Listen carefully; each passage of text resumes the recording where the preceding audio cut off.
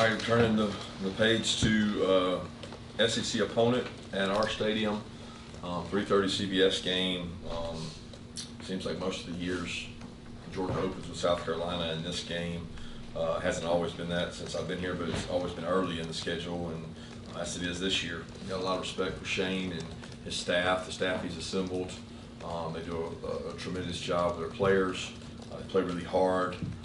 Got a lot of respect for those guys. I know they tend to have players from our state, and we tend to have players from their state. There's always a really important game when it comes to playing a school that's this close geographically to you.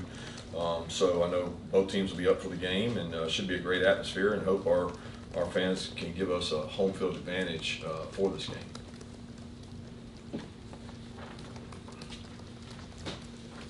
Coach, when you went back and watched it, how did you feel like Kendall Milton pass protected particularly? And what's the key to running backs being able to be trusted back there on third and medium, third and long, obvious passing downs?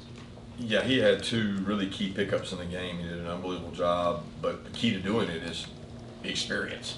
You know, he wasn't, when he got here, the same player he was at picking it up now. He's probably our most experienced. He and Dejan both have had a lot of reps of, you know, Dale does a good job of bringing those guys along in terms of freshman year, sophomore year, junior year. They get to pick up a lot of stunts and blitzes from us. So there's probably not a look they haven't seen, but seeing it and knowing who to get is one thing, and then physically being able to do it is another. And he had, I know, two key pickups. One of them wasn't even his, and he picked it up and did a really nice job. So he helped us out a lot in that regard.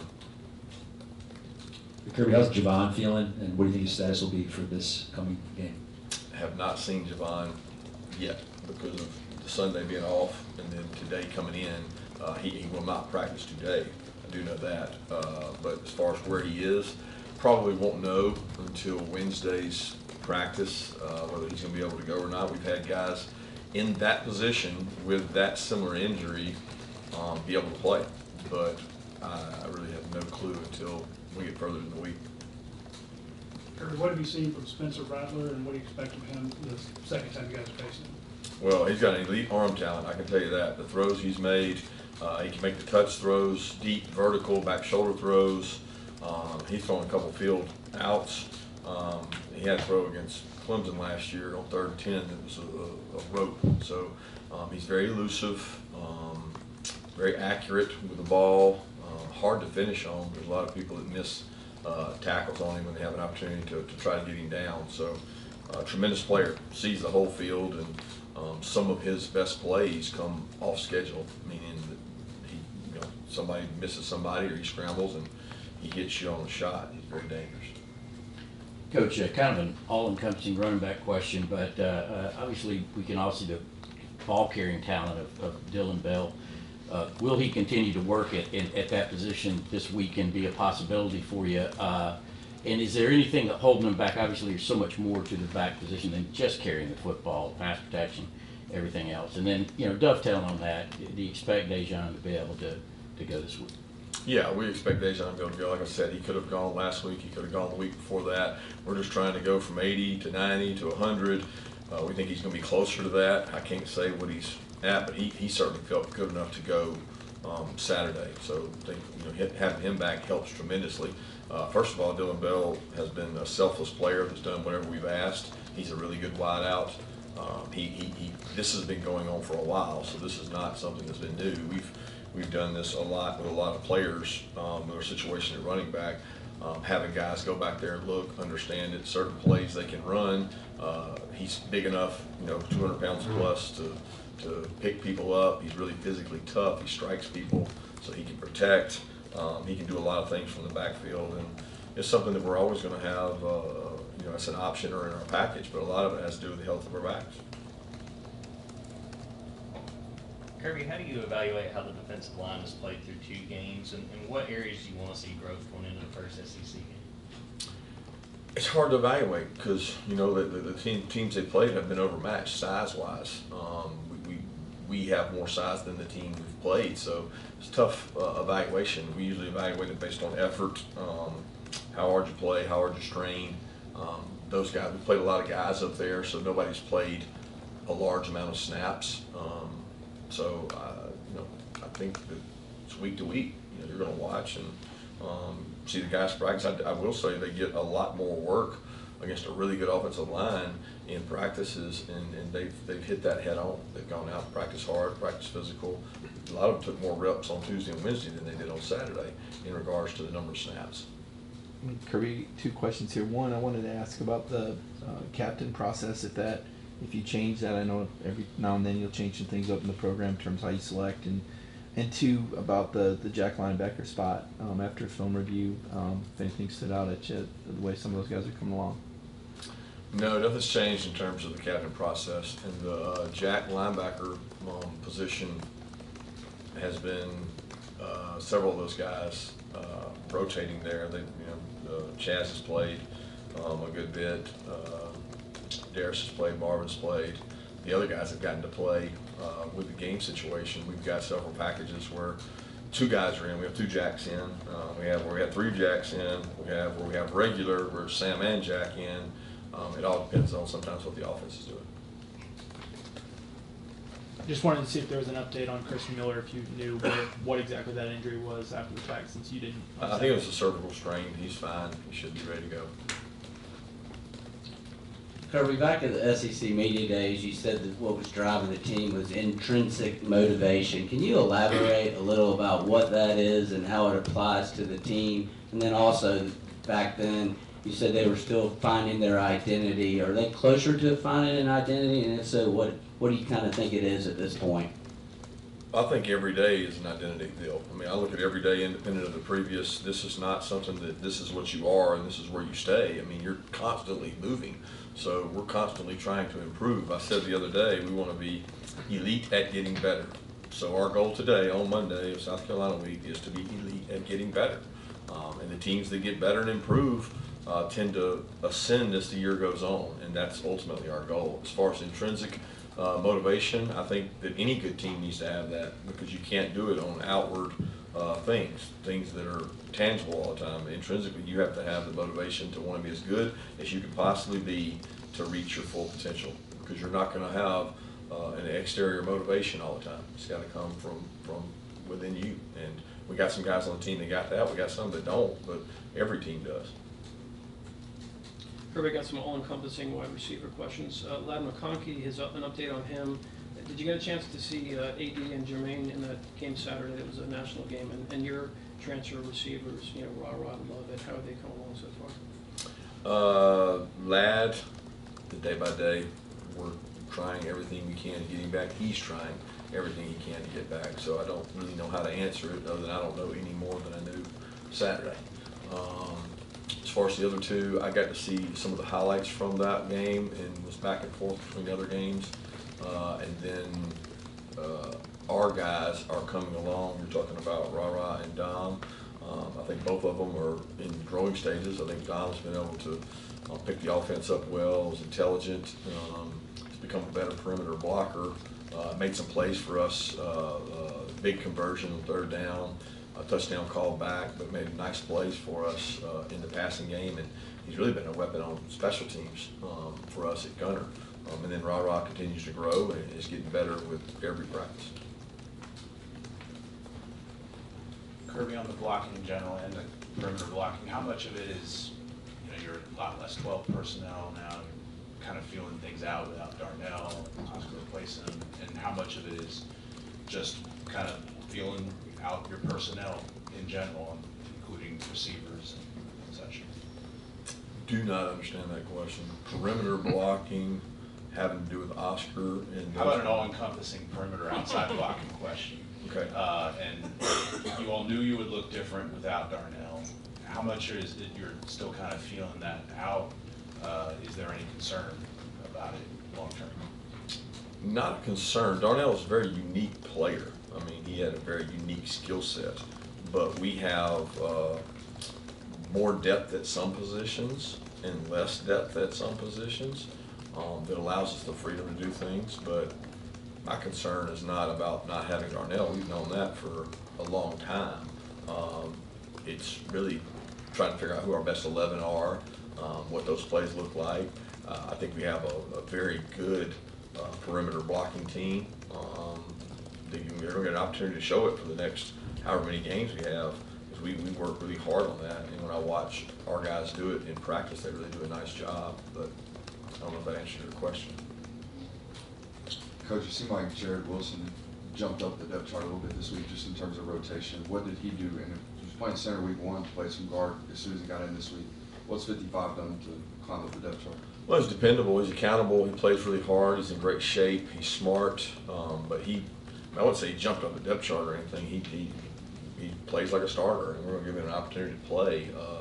He's the backup center, so he works at center and he works at guard. He's able to work at both those. You want to have depth at those positions, so you really want to have 2 guards that can swing, and you want to have a center that can play. And he earns what he gets, and he's earned it.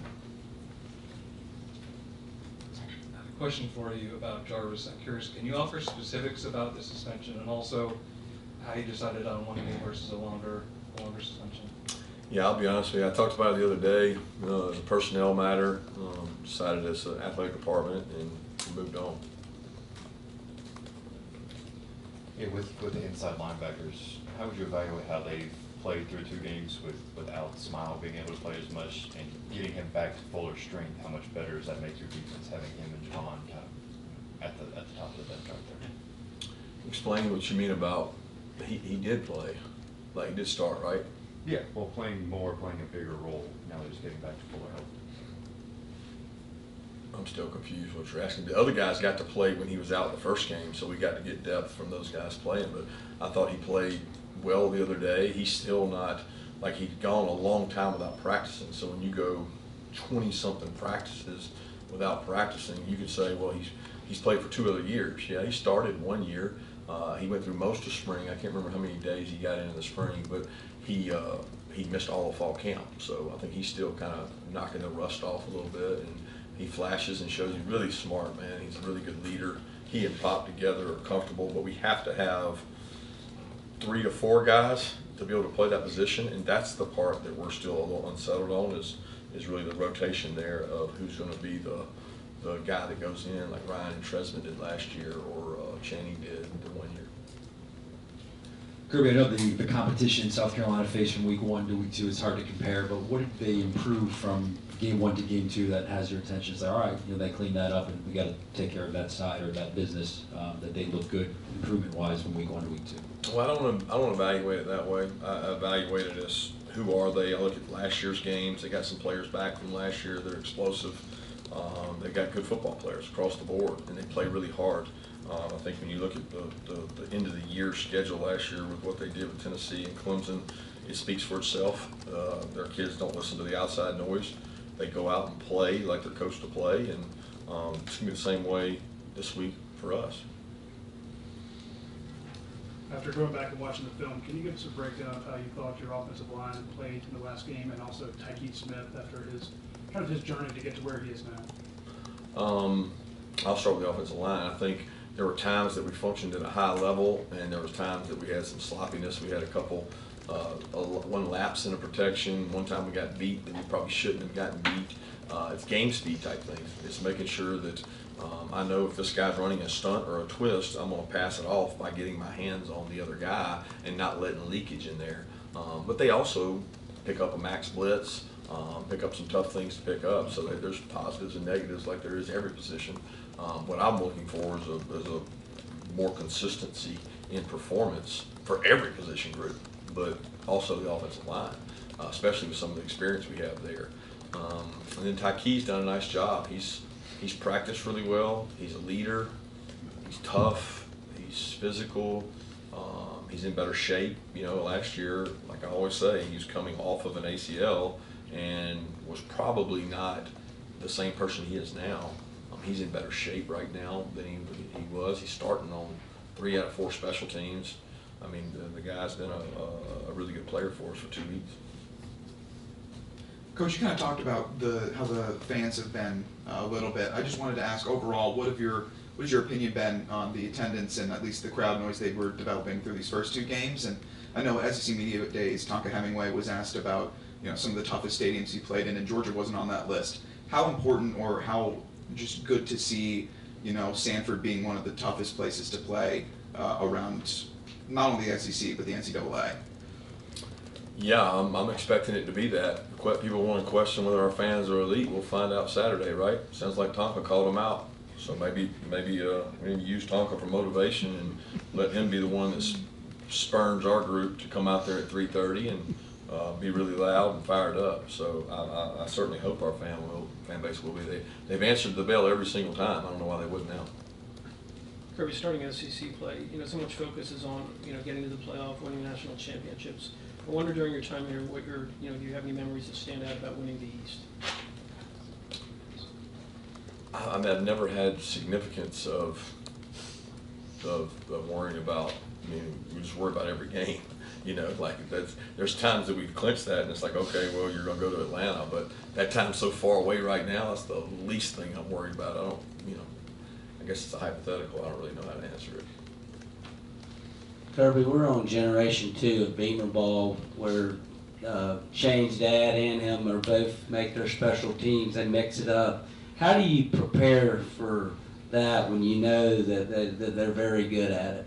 Yeah, they were tops in the conference last year in the little composite thing we do in terms of looking at all of them and ranking all the special teams units and then taking a composite of that. They were 1 in the SEC, and it's something they do a really, really good job of. And I know he's very hands-on with that. He's passionate about it. It creates an identity for his players, and you can see them. They play that way on special teams. They play really hard on special teams units. So it's an important part of the game. And if you look at at least maybe our second game, I don't know about our first one, but it was impactful for us too. So you're going to have a lot of momentum plays in those units.